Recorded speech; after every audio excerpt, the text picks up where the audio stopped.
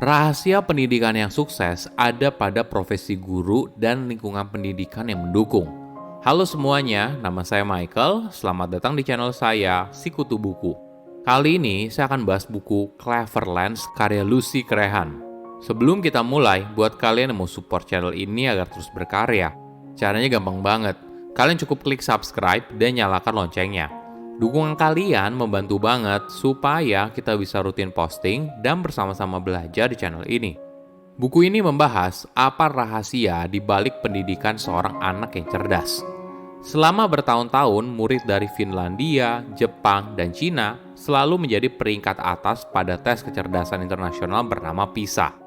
Apa rahasianya? Bagaimana anak itu bisa mahir dalam membaca, matematika, fisika, dan bisa mengimplementasikan apa yang mereka tahu? Pertanyaan ini membuat banyak orang penasaran, termasuk juga penulis. Sebagai gambaran, penulis merupakan seorang guru dari sekolah yang secara peringkat akademisnya tidak begitu baik, karena lokasinya berada di inner city, sebuah area dekat tengah kota di mana masyarakat yang tinggal di sana seringkali memiliki masalah dalam hal ekonomi dan sosial. Keterbatasan ini mendorong penulis untuk melakukan perjalanan ke 5 negara yang dianggap punya pendidikan terbaik dan menghabiskan waktu hampir sebulan. Harapannya kita bisa belajar bagaimana cara mereka mendidik para siswa dan menciptakan lingkungan belajar yang baik. Saya merangkumnya menjadi 3 hal penting dari buku ini. Pertama, rahasia pendidikan yang sukses. Penulis memulai bukunya dengan pengalaman saat berada di Finlandia. Pada tahun 2012, Finlandia merupakan satu-satunya negara non-Asia dengan skor kecerdasan tertinggi pada tes internasional. Anak di sana mulai sekolah pada umur 7 tahun. Ini merupakan umur yang cukup tua bila dibandingkan dengan di Indonesia. Studi menemukan memulai sekolah 2 tahun lebih lambat dibandingkan anak dari negara lain ternyata tidak menjadi halangan dalam hal literasi, dan saat anak itu berusia 15 tahun, tidak ada bedanya sama sekali.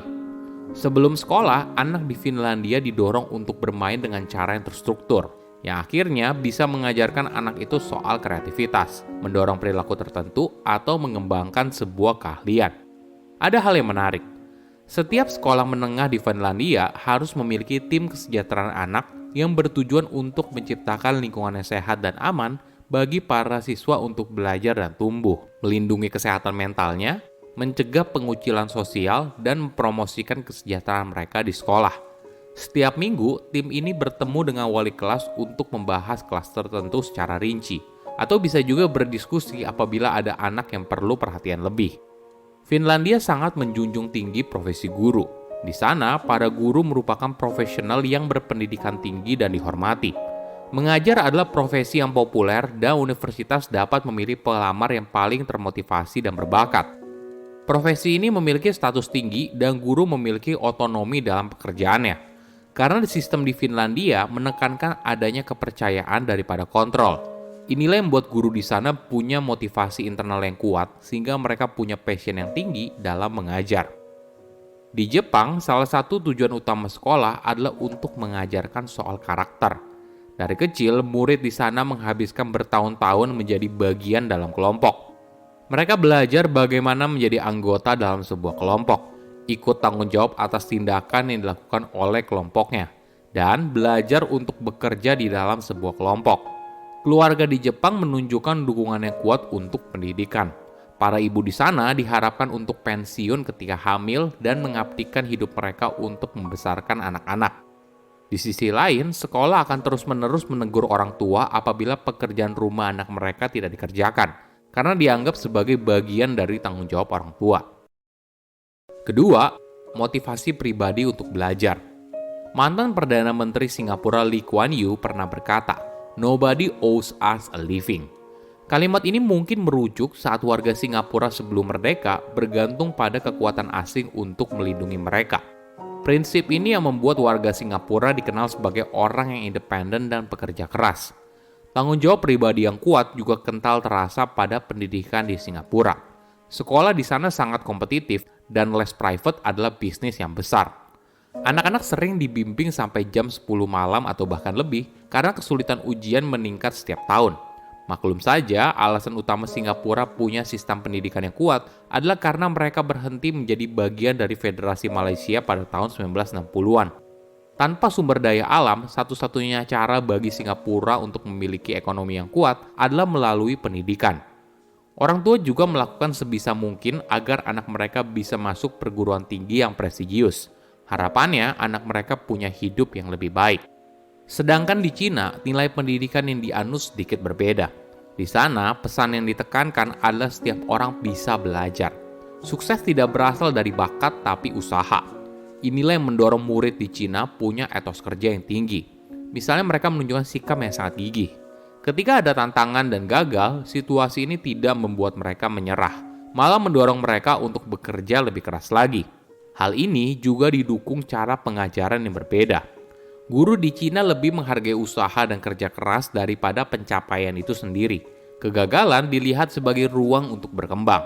Murid di sana juga punya murid lain sebagai panutan dan ingin menjadi seperti mereka, entah mengikuti strategi belajarnya atau hanya dengan bekerja lebih keras.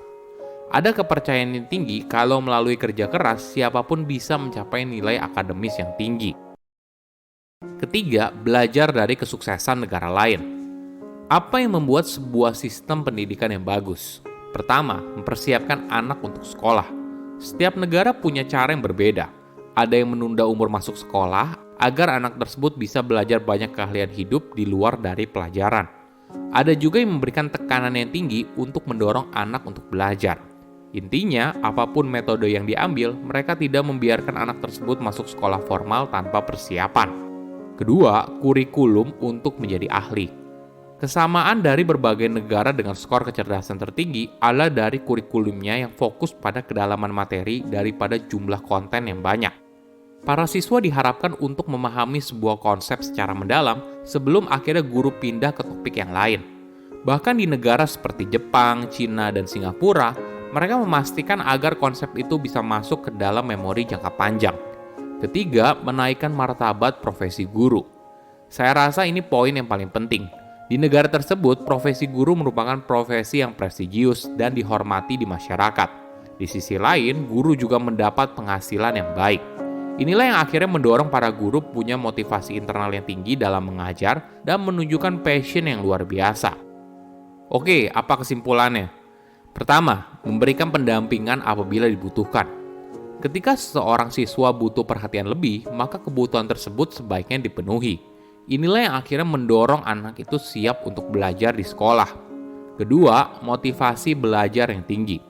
Seorang anak harus didorong punya tanggung jawab pribadi yang kuat dan semangat untuk belajar. Hal ini yang membuat mereka tidak melihat kegagalan sebagai akhir, tapi sebagai ruang untuk berkembang. Ketiga, menjunjung tinggi profesi guru. Negara dengan tingkat edukasi yang tinggi menaruh hormat pada profesi guru. Bukan hanya diberikan penghasilan yang baik, tapi juga profesi ini merupakan salah satu profesi yang dihormati dan dipandang di masyarakat. Silahkan komen di kolom komentar pelajaran apa yang kalian dapat ketika baca buku ini. Selain itu, komen juga mau buku apa lagi yang saya review di video berikutnya. Saya undur diri, jangan lupa subscribe channel YouTube Sikutu Buku. Bye-bye.